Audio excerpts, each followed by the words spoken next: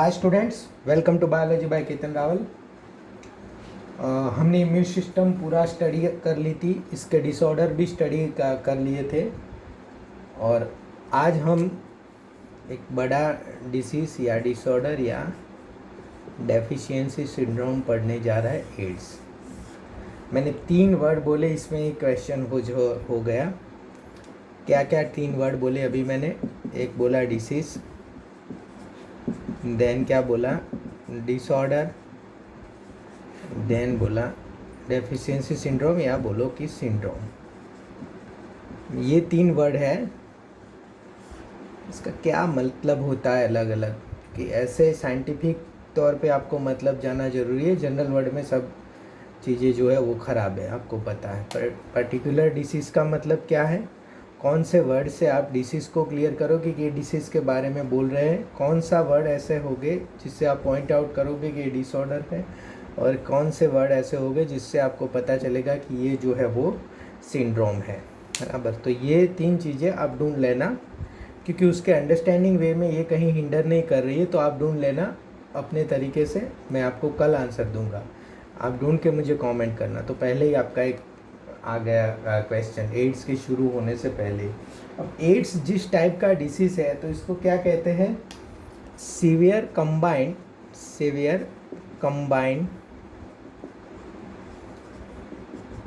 Immuno deficiency disease,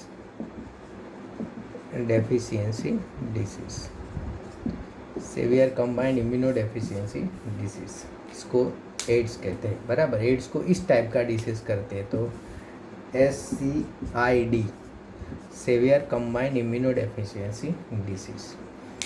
अब ऐसे में अगर आपको चीज़ें देता जाऊँ तो मैं देता जाऊँ और आप रटते जाओगे, इसका कोई अंत नहीं होगा कि भाई एड्स है और HIV है और इस तरह से है और यहाँ पहले हुआ था, यहाँ बाद में हुआ था, इस तरह से होता है, ये होता है। तो ये सब चीज़ें तो बिल्कुल चलती रहेगी। हमें एड्स के बारे में किस तरह से स्टडी करना है या हमें क्या स्टडी करना है वो हमें पहले देखना है। तो 3-4 चीज़ें हमारे माइंड में एड्स के बारे में है। एक तो सबसे पहले कि ये डिसीज़ होता कैसे है, हाउ, कैसे होता है।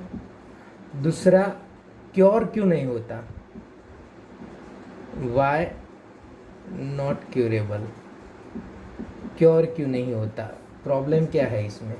तीसरा जो है हमें चीज़ है कि वैक्सीन क्यों नहीं है, वैक्सीन क्यों नहीं है, नो वैक्सीन।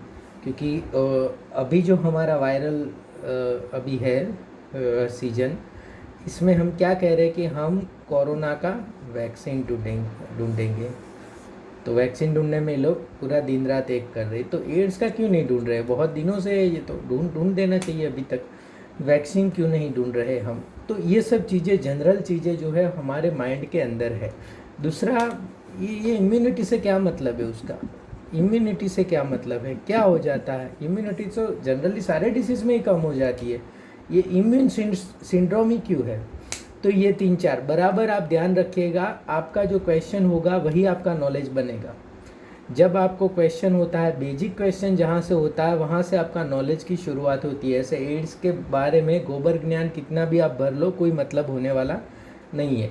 तो ये चीज़ें हम ध्यान में रख के देखेंगे कि भाई किस तरह से वो फैलता है, मतलब क्या डिसीज़ करता है, किस तरह से, क्योरेबल क्यों नहीं है, वैक्सीन क्यों बन रही नहीं है, और इम्यूनिटी से इसका क्या मतलब। ये जो 3-4 क्वेश्चन है वो हम आज के लेक्चर में पढ़ने का ट्राई करेंगे या समझने का ट्राई करेंगे, बराबर। फिर हम देखेंगे कब हुआ और कहाँ पहला हुआ और कहाँ दूसरा हुआ, ये सब चीज़ें देख लेंगे, इसका कोई मतलब नहीं है, बराबर। तो एज ए साइंस स्टूडेंट हम देखेंगे कि हमारा सेल में काम किस तरह से होता है, मतलब हमारा जो सेल है वो किस तरह से काम करता है, क्या काम करता है, कैसे जो है वो सेल की बेसिक एक्टिविटीज़ होती है। तो हमारा जो सेल है, ये अगर समझो कि ये सेल है और ये जो है वो इसका न्यूक्लियस है, तो इसके अंदर ऐसे बहुत सारे DNA जो है वो है। अब DNA क्या करता है आपको पता है, DNA जो है अपनी टेम्पलेट पे, चैप्टर 6 में चीज़ें आएगी बहुत डिटेल में, अभी आप देख लो। DNA अपनी टेम्पलेट पे ऐसे mRNA की कॉपी बनाता है। ये जो कोड है ना, के सामने mRNA की कॉपी बनाता है। तो ये मैसेंजर आरएनए बनाता है, और मैसेंजर आरएनए क्या करता है, रिबोसोम के पास जाता है, रिबोसोम के पास होता है टीआरएनए, रिबोसोम, एंड देन बनता है प्रोटीन। और प्रोटीन हमारी बॉडी की काम करता है, मतलब प्रोटीन हमारे बॉडी के जो काम होते हैं वो करता है। प्रोटीन का कई बार एंजाइम होता है, कई बार बिल्डिंग ब्लॉक्स होता है, कई बार आड़ी टेढ़े बहुत सारे काम हमारे प्रोटीन करते हैं। तो ये बॉडी का काम इस तरह से चलता है। जैसे आपके पास फैक्ट्री हो या आपके पास बैंक हो, तो बैंक में एक आपने सिस्टम लगाई हो ना कि यहाँ से कैश आएगी, यहाँ कैशियर होगा, कैशियर के पीछे ये होगा, पैसा गिन के यहाँ जाएगा, देन जो है वो लोन में ट्रांसफ़र होगा। तो एक आपने जो सिस्टम बनाई है, बस वही ऐसी सिस्टम यहाँ पे बॉडी में बनाई हुई है। तो इस सिस्टम को क्या कहेंगे, सेंट्रल डॉग्मा। इसको क्या कहेंगे, सेंट्रल डॉग्मा। सेंट्रल डॉग्मा जो है वो इन लोगों ने बनाया हुआ है सेल में। डिसीज़ करने के लिए या कोई प्रॉब्लम करने के लिए इसको इंटरप्ट करना पड़ेगा। ये जो सारी चीज़ें ना, इसको इंटरप्ट करनी पड़ेगी, तो बॉडी जो है वो काम अच्छे से नहीं कर पाएगी, और अच्छे से काम नहीं कर पाएगी तो प्रॉब्लम होगा। तो बहुत चीज़ों से ये चीज़ें यहाँ पे इंटरप्ट हम कर सकते हैं। तो ये हमारा सेल की बात हो गई। अब हम आते हैं वायरस के पास। तो ये वायरस क्या होता है, वायरस या तो ये आरएनए का टुकड़ा होता है या डीएनए का टुकड़ा होता है। कई बार डबल स्टैंडर्ड आरएनए होता है, डबल स्टैंडर्ड डीएनए होता है, दोनों चीज़ें होती है बराबर। सिंगल स्टैंडर्ड आरएनए होता है या सिंगल स्टैंडर्ड डीएनए होता है।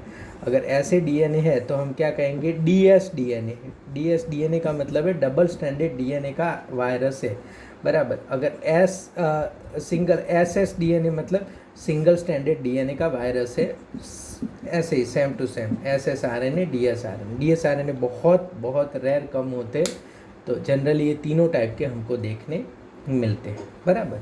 तो ये जो वायरस है एचआईवी वायरस, वो क्या वायरस है, किस तरह से वायरस है और इसका स्ट्रक्चर क्या है। तो हम पहले जो चीज़ हमें बहुत ज़्यादा देखने की ज़रूरत है वो क्या है, स्ट्रक्चर ऑफ एचआईवी। देखो हमने ये क्लियर नहीं किया कि एचआईवी और एड्स में क्या फ़र्क है, क्योंकि वो हो जाएगा। ह्यूमन इम्यूनो डेफिशिएंसी वायरस है बराबर, या ह्यूमन इम्यूनो वायरस है, सॉरी एचआईवी बराबर। एचआईवी का स्ट्रक्चर क्या होता है, एचआईवी जो वायरस है, देखो एड्स का तो हमें बहुत पहले पता चल गया था कि एड्स क्या है, पर एचआईवी का जो है वो हमें बाद में पता चला कि ये एचआईवी है जिसकी वजह से जो है वो एड्स होता है। तो एड्स का तो बहुत पहले हमें पता चल गया था,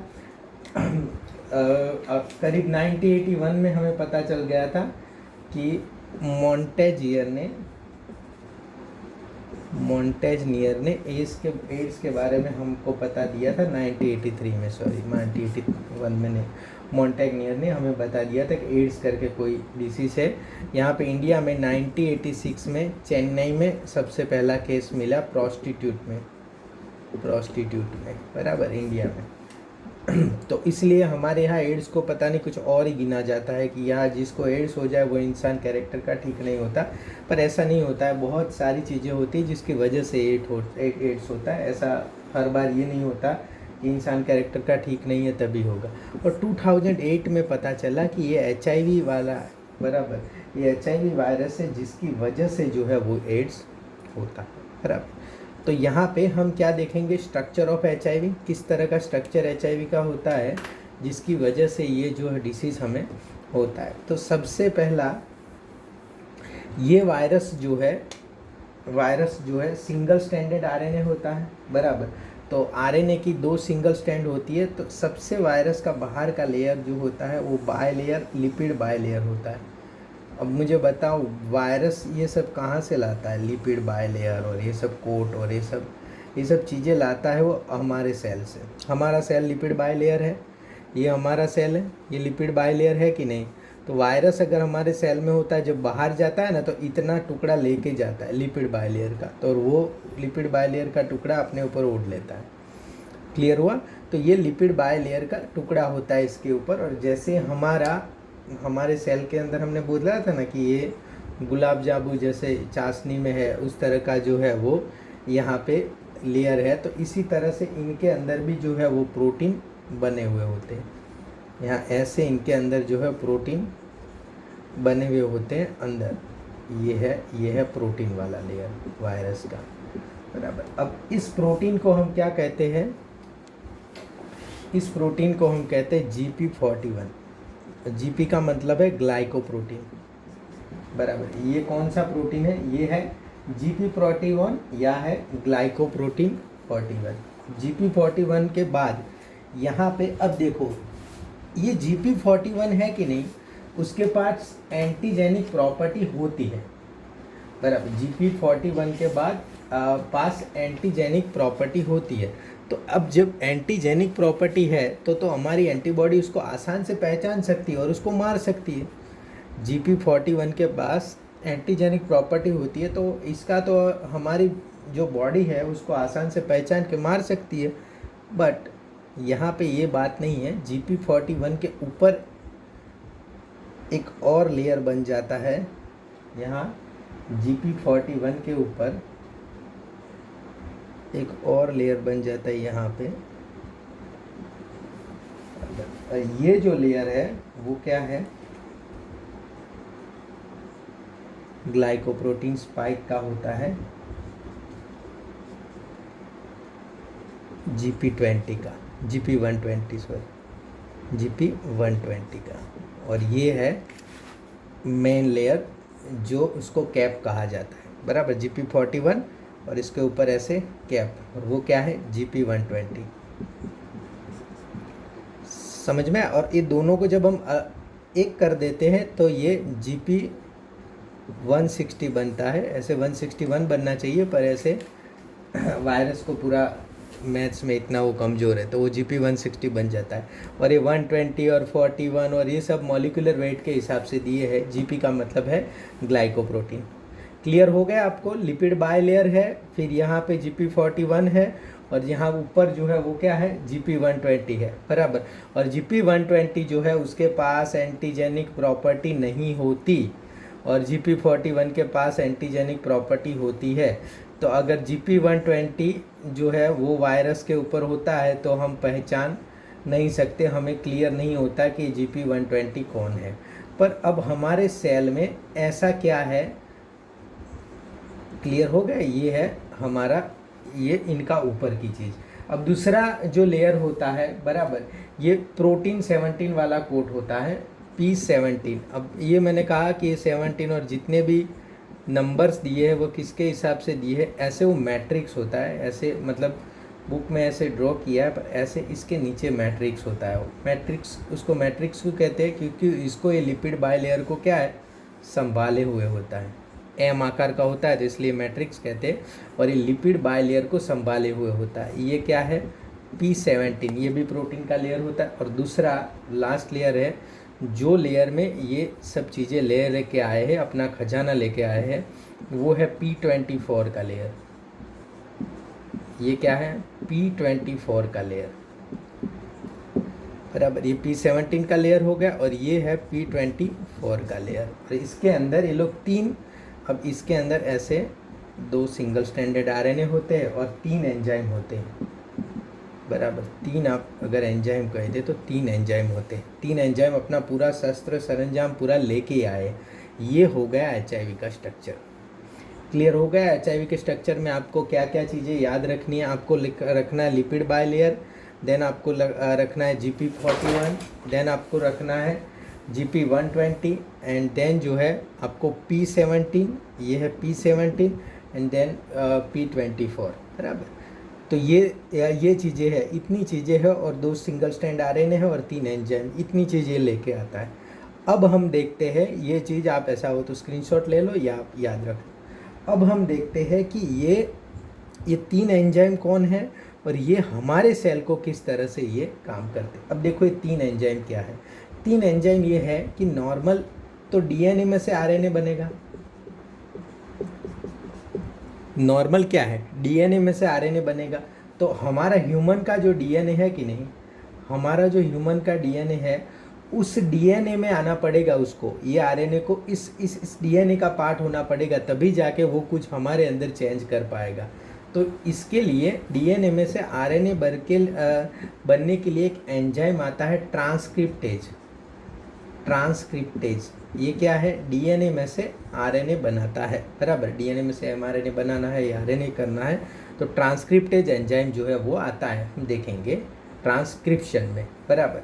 पर यहाँ पे उनको जो है वो आरएनए में से डीएनए बनाना है। क्या बनाना है? आरएनए में से डीएनए बनाना है। तो एंजाइम तो लगेगा, कौन सा लगेगा? Reverse transcriptase. क्या है? Reverse transcriptase. तो ये आरएनए में से डीएनए बनाने वाले जितने भी वायरस है, इन सबको क्या कहेंगे? रेट्रोवायरस, क्योंकि उल्टा काम करते हैं ना ये, तो रेट्रोवायरस कहता है। तो इसलिए एचआईवी जो है वो क्या है? रेट्रोवायरस है।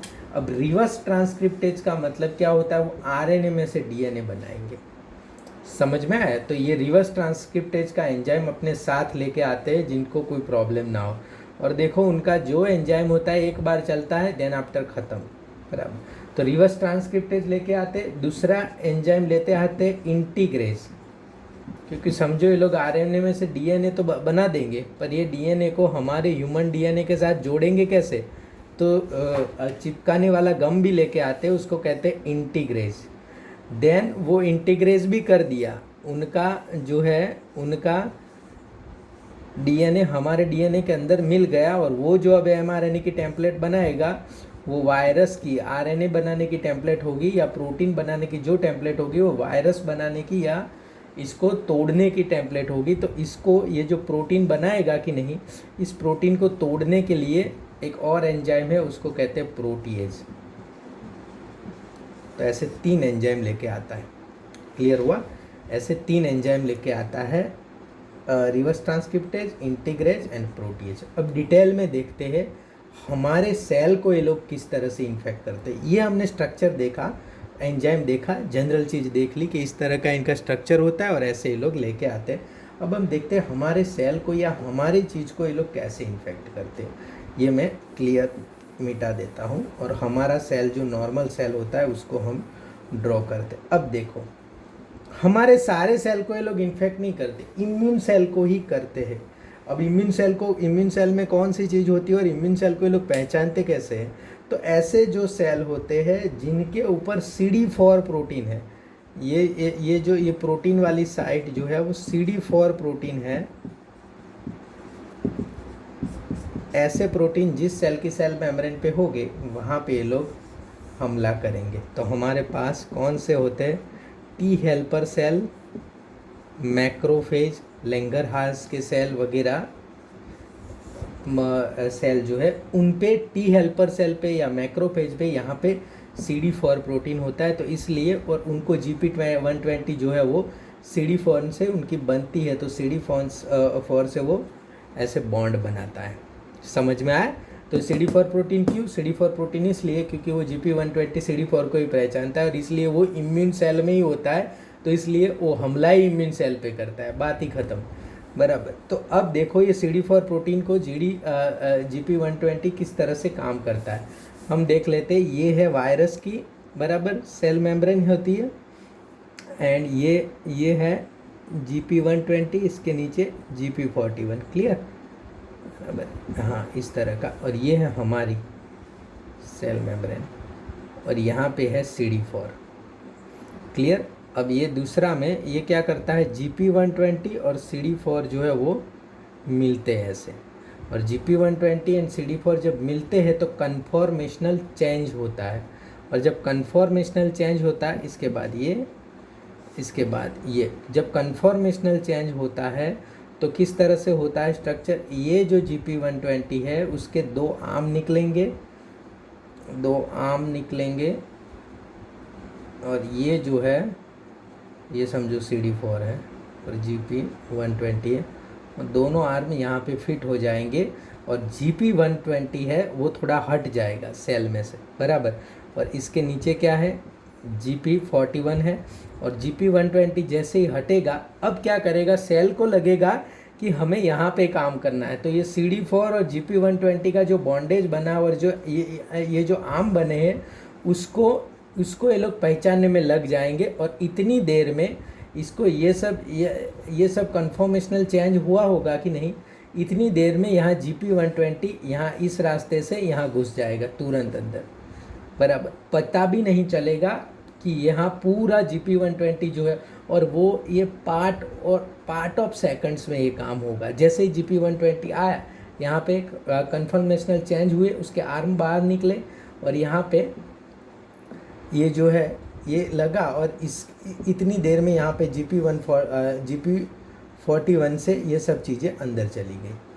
क्लियर? अब अंदर चली गई, बराबर अंदर चली गई यहाँ पे सेल मेम्ब्रेन पे, तो इनको ये पता ही नहीं चला कि क्या अंदर गया क्या नहीं, क्योंकि पूरा सेल यहाँ पे बिजी है GP120 को पहचानने में। तो थोड़ी देर बाद GP120 फिर छोड़ देता है, तो सेल को लगा कि देखा, आने का ट्राई किया था पर हमने आने नहीं दिया। GP120 छोड़ देता है और वही का वही होता है।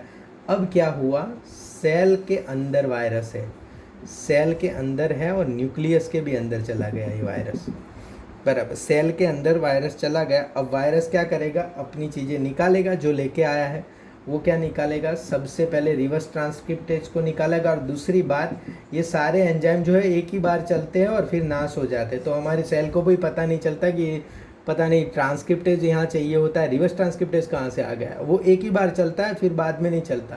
तो रिवर्स ट्रांसक्रिप्टेज जो है वो काम करता है, और रिवर्स ट्रांसक्रिप्टेज जो है देन आफ्टर वो क्या करता है, आरएनए में से डीएनए बन गया, फिर इंटीग्रेज जो है हमारे डीएनए के साथ उसके डीएनए को जोड़ देता है, और जोड़ के फिर प्रोटीएज बना के प्रोटीन बनाता है। और ये खुद जो मैक्रोफेज है, बराबर, या मैक्रोफेज या फिर टी हेल्पर सेल, उसको यहाँ पे HIV या अपने अलग अलग वायरस बनाने की फैक्ट्री बना देता है। यहाँ से फिर ऑर्डर देता जाता है, वो वायरस बनते जाते हैं अपने HIV के। फिर HIV के वायरस यहाँ लिपिड बायलेयर के कोट ओढ़ के फिर बाहर जाते हैं, एंड देन आफ्टर आगे उनको इन्फेक्ट करते हैं। समझ में आया आपको चीज़ें, किस तरह से HIV का स्ट्रक्चर और किस तरह से हमको इन्फेक्शन करता है, और किस तरह से इन्फेक्शन का हमको बिल्कुल पता नहीं चलता। अब देखो ये इसी तरह से ये काम होता चला गया हमारी बॉडी में, तो हमको कैसे पता चलेगा कि ये हमें HIV हुआ है कि नहीं। और धीरे धीरे क्या होगा कि हमारे T सेल जो है वो ख़त्म होने लगेंगे, T सेल जो है वो ख़त्म होने लगेंगे, हमारी इम्यूनिटी जो है वो धीरे धीरे धीरे धीरे धीरे धीरे जो है वो ख़त्म होने लगेगी। अब इसकी वैक्सीन क्यों नहीं बनती? अभी तक तो आप समझ ही गए होंगे कि वैक्सीन क्यों नहीं बनती, या वैक्सीन बनाने के लिए हमें क्या चाहिए। अब वैक्सीन बनाने के लिए एक तो हमें एंटीजेनिक प्रॉपर्टी वाला चीज़ चाहिए कि जिसका एंटीजन हो, इसके अगेंस्ट जो है हम एंटीबॉडी कर सके।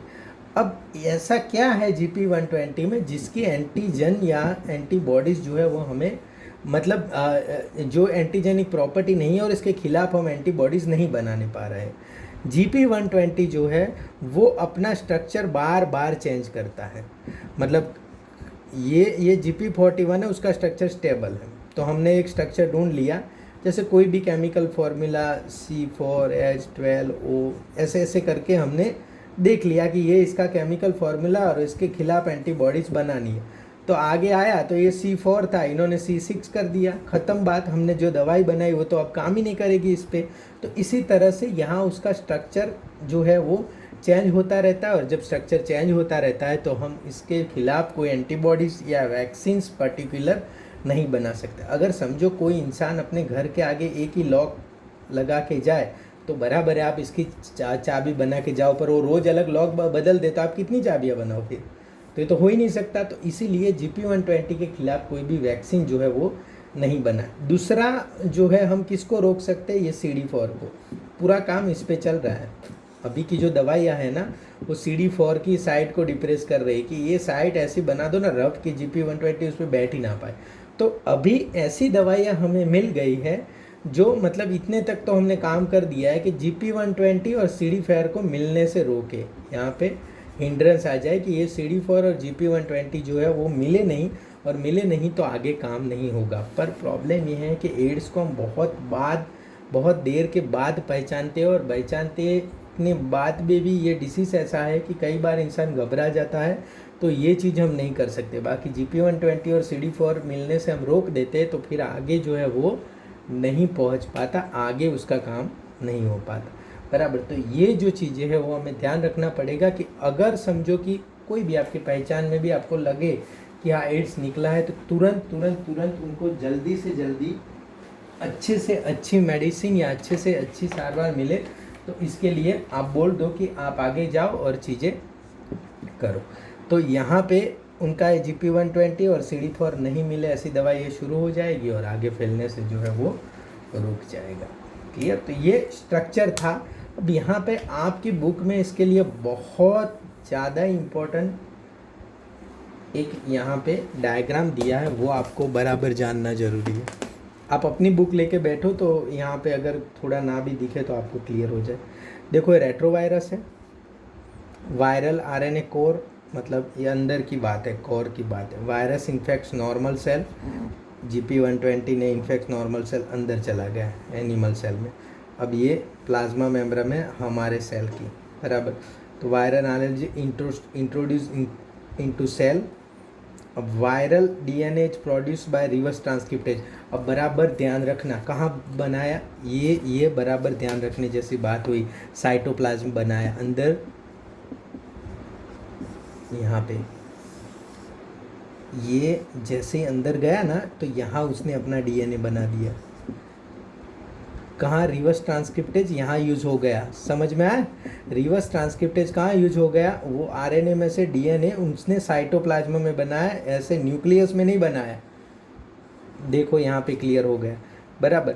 अब देखो यहाँ पे दिया था, एक बहुत अच्छा क्वेश्चन था और दिया था कि यहाँ अब आप लिखो कि कौन कौन से एंजाइम कहाँ से काम आएंगे। तो ये वायरल RNA में से वायरल DNA बन गया, तो यहाँ पे कौन सा आ गया? Reverse transcriptase. अब viral DNA incorporates into host genome. अब यहाँ पे कौन सा काम आएगा?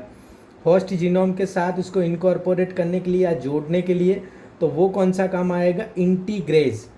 समझ में आया? यहाँ पे काम आएगा इंटीग्रेज। एंड देन जो है वो क्या है, ये होस्ट जीनोम में से निकला, ये न्यूक्लियस में से निकलेगा, तो अब यहाँ पे कौन काम आएगा? यहाँ पे काम आएगा प्रोटीएज। समझ में आया कि नहीं? बराबर। New viral RNA produce by the infected cell. तो यहाँ पे न्यू वायरस, बराबर। और ये जितने भी RNA बनेंगे इतने वायरसेस बनते जाएंगे। तो यहाँ पे ट्रांसक्रिप्टेज, इंटीग्रेज, प्रोटीएज, इस तरह से एंजाइम काम आएंगे। अब फिर न्यू वायरसेस जो है वो अलग सेल को इन्फेक्ट करेंगे। क्लियर हो गया आपको ये मामला? तो ये जो है वो DNA का स्ट्रक्चर है, एड्स का स्ट्रक्चर था, HIV का स्ट्रक्चर था। अब HIV जो है वो किस तरह से हमको एड्स करता है वो हम नेक्स्ट लेक्चर में देखेंगे। मेन पार्ट ये था किस तरह से आपको इन्फेक्ट करता है और ये सब करता है। तो एड्स क्या है, HIV क्या है, वो सब चीज़ें जो है वो हम नेक्स्ट लेक्चर में देखेंगे। किस तरह से प्रिवेंट करते हैं चीज़ों को, किस तरह से उसको डायग्नोस करते हैं, वो भी चीज़ हम देखेंगे। Thank you students, thank you very much.